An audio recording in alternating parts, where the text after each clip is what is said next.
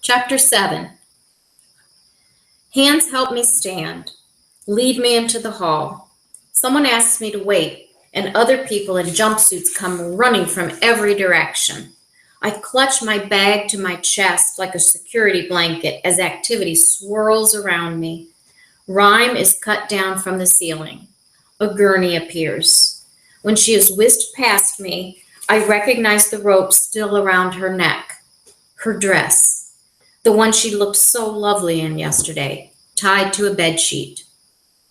I can't help my stomach from emptying or the tears that flow hot and fast, for her, for me, for not seeing the desperation and depression under the arrogant facade. Did my taunting her with finishing the final written test push her over the edge? Could a kind word have saved her? Sia? I blink and realize Dr. Barnes is holding my shoulders, looking into my eyes. I blink twice and swallow the bile building in the back of my throat. Mutely, I nod that I hear him. They're going to assign you to a different room. He leans against the wall next to me. Would you like to talk about it? No, but I will. I have to. Softly, I tell him about Rhyme's arrogance and her taunts today, my reaction and the apology I eventually gave, even the corn cakes and what I suspected they might contain. He's a good listener. His deep brown eyes meet mine without censorship. His head nods, encouraging me to say more, never once letting his eyes travel to the officials walking in and out of the room, cleaning the floor next to me, talking in hushed tones about removing her belongings. When I am done, I feel empty, which is way better than feeling smothered by guilt. Dr. Barnes assures me Rhyme's death is not my fault. As we discussed earlier, stress is difficult. Some students handle stress better than others. Some can't eat. Some never sleep. Rhyme took her own life. While this is a tragedy, it is better for the entire Commonwealth population to learn now that she's not capable of dealing with the kinds of pressure she'd be forced to deal with in the future. This event is unfortunate, but the testing served its purpose. He hopes Rhyme's choice to end her candidacy will not impact the results of mine. End her candidacy? Inside, I am icy cold. An official in purple informs us my room is ready, and Dr. Barnes gives my shoulders a squeeze. I smile and tell him I'll be fine, and that talking to him made me feel better. I hope he can't see the lie, because while his tone was kind, I heard the indifference in his words. To him, this was just another test. One Rhyme failed. If I'm not careful, I will fail too. I am shown my new room at the very end of the hall. The walls are painted yellow. They remind me of the dress Rhyme was wearing when I first met her. The official asks me if I'm okay not having a roommate. If I don't want to be alone, he's certain a female official would be happy to sleep in the spare bed. No, I don't want to be alone. Awake, I am having trouble keeping Rhyme's lifeless eyes out of my head. Asleep, I will be defenseless to stop her from haunting me. Knowing I'll be alone through the ordeal makes me want to curl up in a ball. But Dr. Barnes's words ring loud in my head. The testing is about more than what happens in the classrooms. Asking for help through the night will be seen as a weakness. Leaders are not weak. The testing is looking for leaders. So I thank the official and tell him I'm fine being alone. He tells me to let the official at the desk know if I change my mind. They can even give me drugs if I need help sleeping. And then he shuts the door behind him. I look around the room. Aside from the color, it is an exact replica of the one I previously occupied. I hear muted voices and the sound of footsteps. Other candidates returning to their rooms from dinner. For a moment, I consider opening my door and going in search of my friends. A smile from Xandri, a hand squeeze from Tomas, or even one of Malachi's quiet looks would help ease the sadness. But I don't open the door because that, too, could be considered a weakness. Instead, I shower, change into my night clothes, wash the daytime ones, and hang them to dry. Lying on the bed, I stare up at the ceiling, trying to conjure happy memories. Anything to ward off images of Rhyme hanging from the light fixture. I can't help but wonder whether my father witnessed something similar, whether his brain had made up an even worse memory of the testing to compensate for the horrific one he used to have. At this very moment, I believe it's more than possible. Everything is quiet. The others have taken to their beds and are sleeping in preparation for whatever is to come tomorrow. I'm still awake. I keep the lights blazing bright and fight against the heaviness in my eyes. I am losing the battle when something catches my eye. A small circular glint in the ceiling. One that matches the one I saw in the skimmer. A camera. It is all I can do to keep the discovery off my face. I don't know why it should surprise me that there's a camera watching, even when we're doing the most mundane chores like sleeping and getting dressed. But it does. Is this room alone being watched? Because I found Rhyme? Immediately, I reject that idea. If they are watching one room, I am certain they're watching them all. The implication of that sucks the air out of my lungs. If there are cameras in every room, someone watched Rhyme as she stripped her bed of the sheet, tied it to her dress, reasoned out the best place to affix it to the light fixture on the ceiling. They watched as she stepped off the chair, saw her struggle against the rope, clawed her throat in an attempt to free herself and go limp as her body shut down. They could have saved her. Instead, they let her die.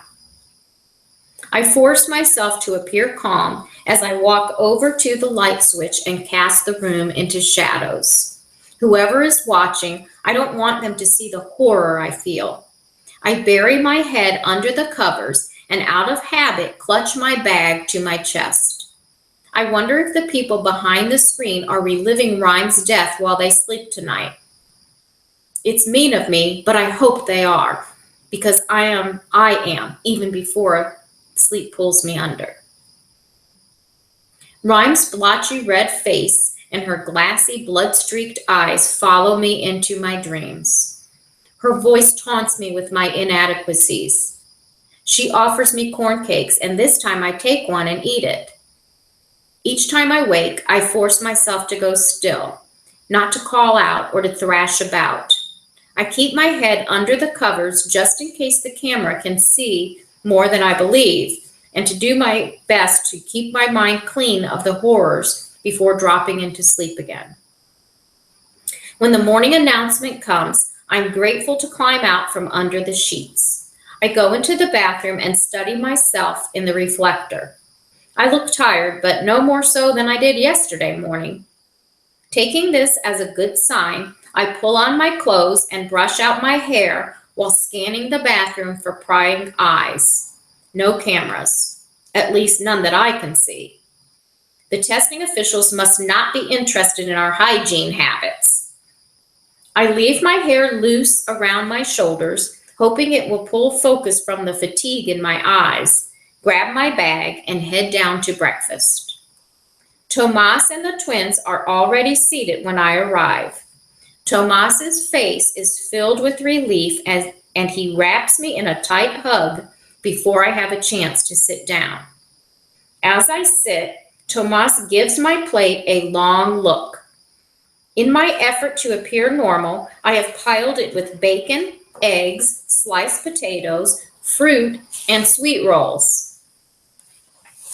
I immediately shove a piece of bacon into my mouth to discourage questions about yesterday. It works until Xandri, Malachi, and their roommates arrive. Once everyone is seated, Tomas asks, "Is everything okay? We kept waiting for you to come back last night." They wait for me to reply. I replay Dr. Barnes's words in my head. Did he mean for me to keep silent? I don't think so, so I quietly say, "Rhyme is dead. She killed herself last night." The 5 Lakes candidates show various degrees of surprise. The twins sigh and give each other knowing looks. After a moment, Will says, "We figured it might be something like that. One teacher warned us about the pressure. He was a testing official for a couple of years and said there were at least 2 or 3 suicides in every testing class."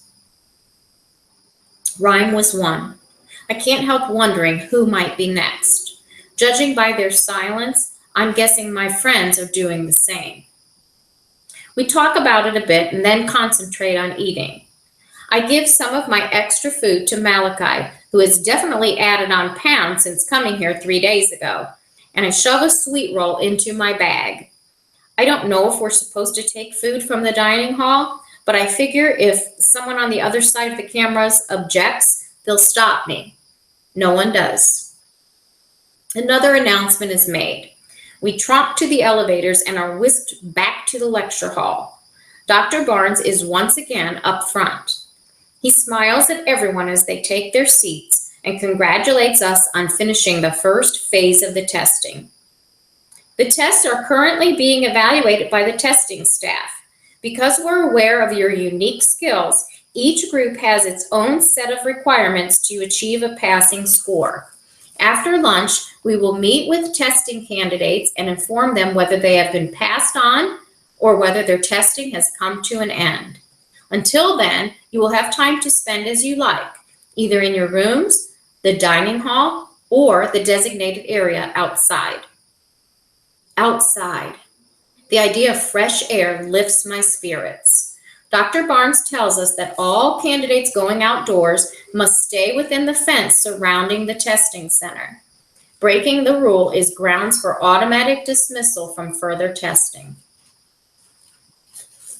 Candidates shift in their seats, getting ready to bolt for the door when Dr. Barnes's expression changes. There's sadness, and though I'm prepared for his words, my breath still catches and my eyes mist with tears. "I am sorry to announce," he says, "that testing candidate Rhyme Renaud took her own life last night." Some students gasp and cry out, but I notice more than one sly smile that says, "One down." I try to remember the faces that go with those smiles, just in case. Dr. Barnes continues, "We know that this is a difficult process, but I hope that those of you who remain will talk to me or one of the other officials if the pressure becomes too much. We are here to help. Please enjoy your morning of relaxation. I wish you the best of luck this afternoon." Based on where we want to spend our morning, candidates are directed into one of 2 elevators. The left goes up to our rooms on the 5th floor. All of us from 5 Lakes Colony head to the right. The sun is shining, the grass is green and sweet, and a light breeze is blowing as we step outside. 2 officials in purple are stationed at the front door, but otherwise, we have the large fenced-in area surrounding the testing center to ourselves. We can see the university buildings shining in the sun, some only steps away from the fence. The buildings and the knowledge they hold remind me why I am here. Only about 3 dozen candidates opted to make the trip outside. Since most are finding spots in the grass in front, the 4 of us from 5 Lakes head around the building to the back. There we find several tall flowering trees and 3 benches next to a small pond. The ripples of clean, clear water and the sun shining down have a rejuvenating effect on me. While the others sit on the benches, I take off my boots and socks, roll up my pants, and wade in. That's when I notice the metal piping in the middle of the water. A fountain? I wade closer. Yes, I'm certain of it. I wade around to the other side of the pond and find the power box nestled discreetly in a pile of rocks. The switch on the box says the fountain is on, so why isn't it working? Could this be another test? I drop my bag onto the ground and pull out the small hunting knife I brought as one of my 2 personal items. Flipping out the screwdriver, I take the cover off the box and look inside. None of the wires or connections appears to be severed. There are no black marks indicating an overload or a burnout. The switch is connected properly. The trouble must be the pump. Back at the center of the pond, I lean down and peer through the clear water at the pump. It's compact and looks undamaged. I consider removing it, but realize there is someone better equipped for the job, someone who installed an entire irrigation system at his parents' farm. Tomas is more than willing to leave his bench and take a look. Xandri and Malachi laugh at us as we poke around the pump, but after a while they fall into quiet conversation, leaving Tomas and me to our own devices. Tomas thinks the problem might be the impeller. I guess the motor. We decide to remove the pump to find out who's right. Tomas uses my knife to unscrew the pump from its base, and we head to the shore. A few minutes later, we have the cover off, and I give a shout of victory. The impeller is perfect. The motor has a loose connection. I tinker with it for a while and think I have the problem licked. Tomas puts the cover back on and installs the pump back in the pond. Minutes later, water shoots into the air, soaking us both. Problem solved. We lie on the grass, letting the sun dry our clothes, and I try to hang on to the happiness I feel whenever I make something work. I twist the bracelet on my wrist and use my fingernail to probe for the clasp as the four of us talk about our families and what might be happening in Five Lakes Colony right now. Xandri gets a faraway look in her eyes. She is missing home. I am too, and I can't help but wonder if all four of us will still be here to talk of home tomorrow. I think I have found where my bracelet fastens when they call us in for lunch. As I poke one of the metal segments with my knife, I hear a click that tells me I am right. I consider mentioning it to the others, but they have already started toward the building. Carefully, I refasten the bracelet as I walk to the other side of the pond and hit the switch. The fountain gurgles and stops. They might have power to spare here, though I can't help but heed the training that I've had all my life. Waste is unnecessary. Tomas is waiting for me as I hurry to catch up. The warm approval in his eyes makes my heart skip several beats. While the last two meals have been filled with chatter, the atmosphere at lunch is subdued. You can see the tension in everyone's eyes as they stare at the clock hanging on the wall behind the buffet. No one knows exactly when the results interviews will begin, but we know that they'll start soon. Everyone leaves food on their plates. I shove an apple into my bag as the twins try to keep the mood light by telling jokes. Everyone pretends to laugh. The loudspeaker crackles. Please return to your sleeping quarters. When your name is called, quickly exit your quarters with your belongings. An official will escort you to your designated results room. Best of luck. Chairs scrape against the floor as candidates head for their rooms. Our table is the last to rise. I look from face to face. Tomas, Malachi, Xandri, Nicolette, Boyd, Will, and Gil.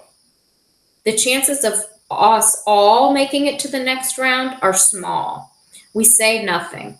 Wishing each other luck won't change the work that we've already done, the results that have already been determined. So we squeeze hands and say we'll see each other later, knowing full well the words are a lie. I wait in my quarters as names are announced over the loudspeaker, trying not to think about my father's words. I can't help but wonder why no one has ever mentioned what happens to past testing candidates who didn't succeed. What became of them? What will become of us?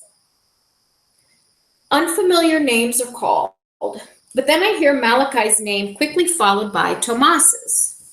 Time stands still, although the clock says otherwise. Finally, my breath catches as my name is called. I enter the hallway. A woman in red silently escorts me down to the elevators. She pushes number 2, and the doors close. When they open, A male testing official nods and asks me to follow him down a long white hallway to a set of dark wood doors. He opens the door on the left and steps to the side. I enter the room alone. The room is small with only a shiny black desk and 2 black chairs. The walls are white. The dark-haired woman behind the desk asks me to sit. I follow her command and wipe my sweaty palms on my pants. Her eyes meet mine, and for a moment she says nothing. My heart slams against my rib cage. I swallow hard and try not to fidget. Finally, she smiles. "Congratulations, you have passed the first round of testing." Relief fills me. I let out a breath I didn't know I was holding as she tells me I should get plenty of rest before the next round. An official walks me back to the elevators. The doors open on the 3rd floor. I walk into the lecture hall and strong arms immediately swoop me close. Tomas's voice whispers, "Congratulations, partner. I knew you could do it." Then Malachi is giving me a shy hug. Of those at our dinner hall table, the 3 of us are the first to arrive. Boyd arrives next, looking pleased. He high-fives Malachi, almost knocking him over. The room begins to fill up. Nicolette arrives, looking flushed with pride. We watch the door from our place in the back of the room, waiting for the next of our party. Will strolls in with a cocky smile. We wave to him. He breaks into a large grin and starts walking over. The grin fades as his eyes move from face to face. By the time he reaches us, the smile is back, but I can tell something is wrong. I remember the way I could hear the names of candidates over the loudspeaker as they were called for the results before me. Will must have heard a name called, a name of someone not returning. Of our group, only 2 have not returned. Dread coats my stomach. 5 minutes pass before the last 2 candidates arrive, followed by Dr. Barnes. One of them looks around the room, spots us, and breaks into a large smile. Zandri crosses to us and gives Malachi the first hug. Most of our group congratulates her, but I walk toward Will, who is still watching the door, waiting, realizing his other half won't be returning. Dr. Barnes asks us to take our seats and congratulates the testing candidates who remain. I have to lead Will to a chair, force him into the seat. Tomas and I sit on either side of Will as he begins to tremble. From their stories, I know Will and Gil have never been apart for more than a couple of hours. I've watched them complete each other's sentences. I wonder how one half will survive without the other. Will holds my hand like a lifeline as we're told the second round of tests will begin tomorrow morning after breakfast, the first of a series of hands-on examinations that will allow us to demonstrate our intellect, unique skills, and problem-solving techniques.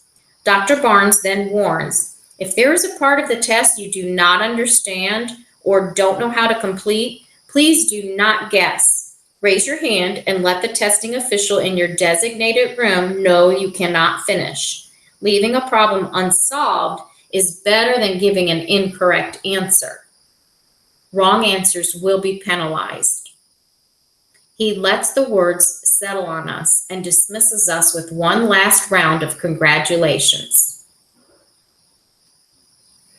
Tomas helps me get Will up and moving. By the time we get to the dining hall, Will is telling us his brother probably failed on purpose so he could go home to his girlfriend. He tells more jokes at dinner.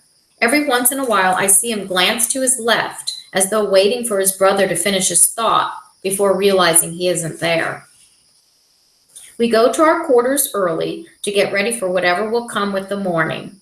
I dream of Rhyme with a makeshift noose tied around her neck, offering corn cakes to Gil.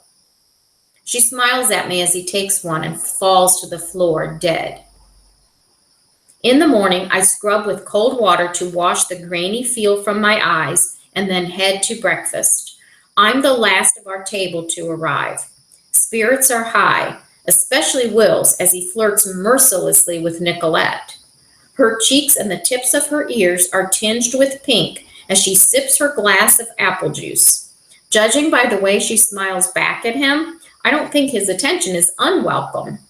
I hope he isn't just using her as a way of coping with his brother's absence. Things are stressful enough. The announcement is made as we all head to the elevators back to the third floor lecture hall. Dr. Barnes, with his smile bright against his graying beard, watches as we take our seats. He tells us that there are 87 of us left. He reminds us the second phase of testing begins today and asks us all to remember that in this phase, wrong answers are penalized. We are called in groups of 6. I am surprised when Malachi and Will are called with me, and we trail down the hall after a testing official. The testing room holds 6 waist-high work tables in 2 rows, 3 in front, 3 in back, each with a small stool seated directly behind it. On the left-hand corner of each section is a small sign depicting a candidate symbol. In the center of every table is a large wooden box. A silver-haired female official asks us to find the table marked with our symbol. My workstation is the back center one. Malachi's is at the front to my right. Will is next to me on my left. He catches me looking at him and winks. The official tells us to raise our hands when we complete the test in front of us. The box will be removed. When all candidates have finished the current box, a new test will be brought out. We are to complete as many tests as we can in the allowed time. This test will not break for lunch, she warns. Then she repeats Dr. Barnes's instructions about raising our hands if we don't know how to complete the test, stressing that we are not to guess at answers we're uncertain of. She tells us to solve the puzzle of opening the box and then follow the instructions for the test we find inside. Seems easy, which is enough to make me nervous. The testing is not designed to be easy. I study the box while out of the corner of my eye I can see several of my fellow candidates tapping and tugging at theirs. My mother has a puzzle box at home that her grandfather created for her.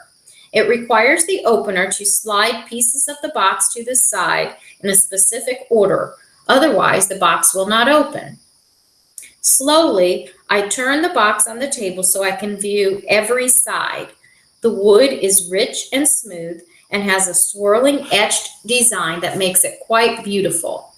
I'm sure Zandri would be able to identify the technique used to create the pattern, but I'm not interested in admiring it. I want to open the thing.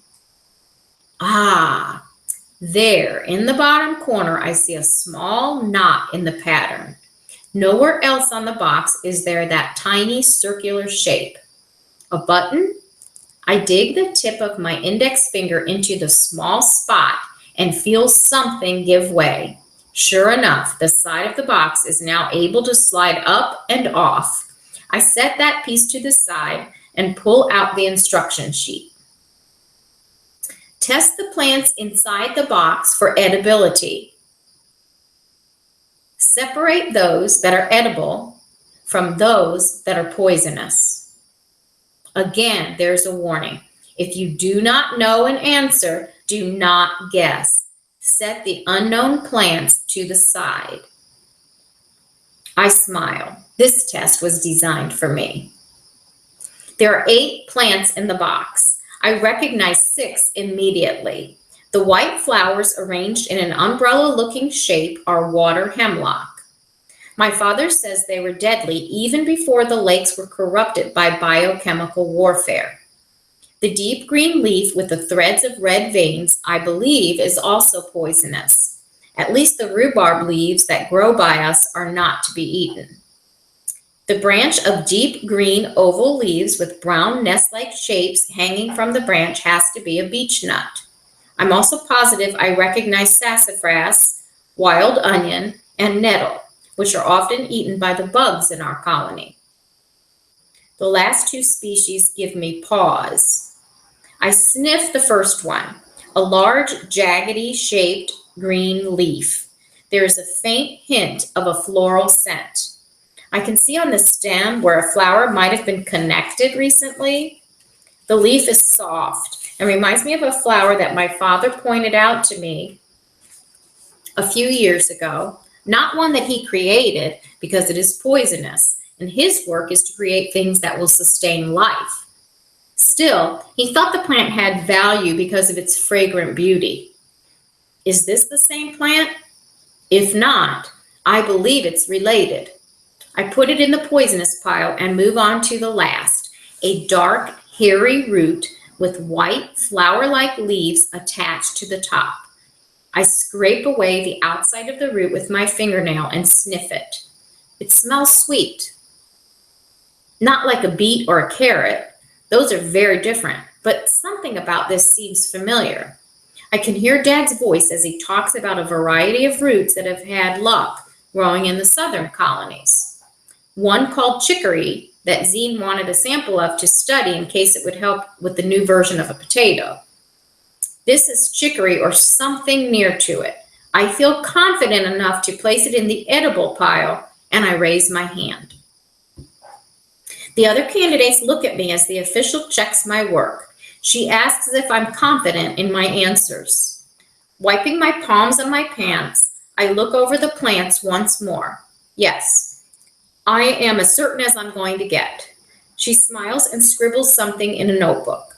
Then she removes the non-edible plants and tells me to take a seat until the other candidates are finished. 10 minutes later, everyone's work has been checked. The testing official has removed the plants the candidates separated as not edible and has recorded those in her notebook. Back up front, she asks us one last time, do we want to change our answers? She calls each of our names and waits for us to answer yes or no. None of us takes her up on her offer. Well then, she says cheerfully, you should have no problem ingesting a sample of each plant that you have deemed edible. The room goes silent. Finally, I understand. Yes, a wrong answer will be penalized. Dizziness, vomiting, hallucinations. Maybe even death. I glance around at the tables in the room and see each testing candidate has a different sampling of plants.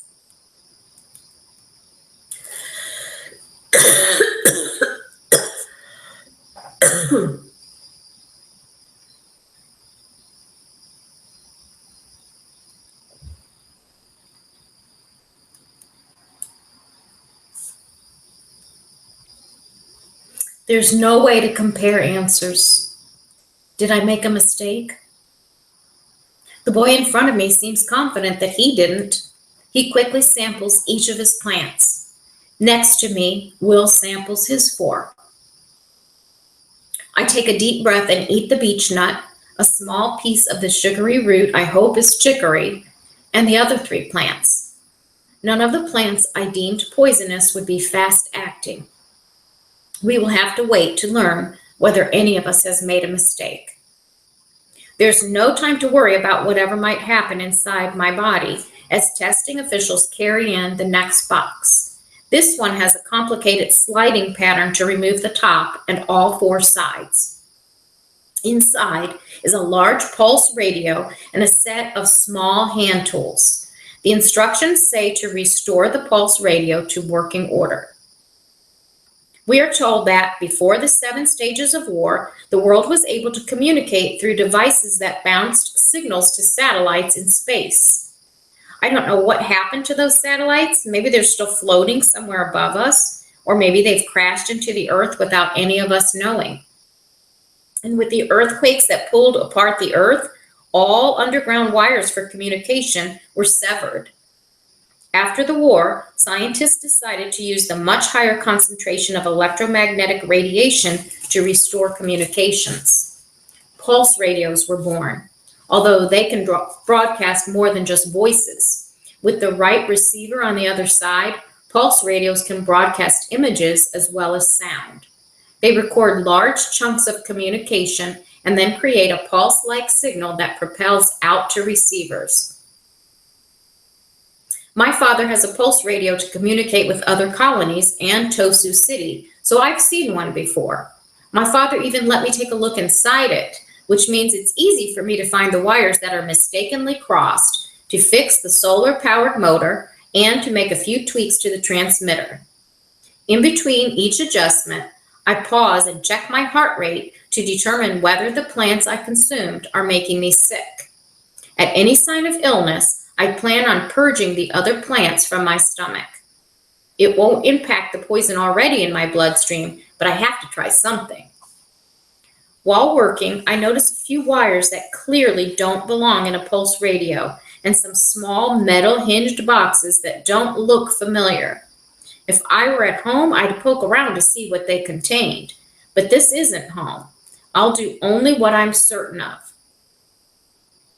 I screw the top back on the pulse radio, and I'm about to raise my hand when I notice Malachi swaying on his feet. Fatigue or one of the plants he consumed. I think of the plants that I received and try to decide if one of them could cause this kind of reaction. Sweat pours down his face. His hands begin to shake as he starts work on an area of the radio that I ignored, one that contained an unfamiliar metal box. I know we are not supposed to help our fellow candidates, but Malachi's shoulders are twitching, and I'm worried the plants he ingested no longer allow him to think rationally. I open my mouth to call out, to tell him not to touch the metal box, but he already has. A moment later, a nail embeds itself in Malachi's eye, and he drops to the floor like a stone.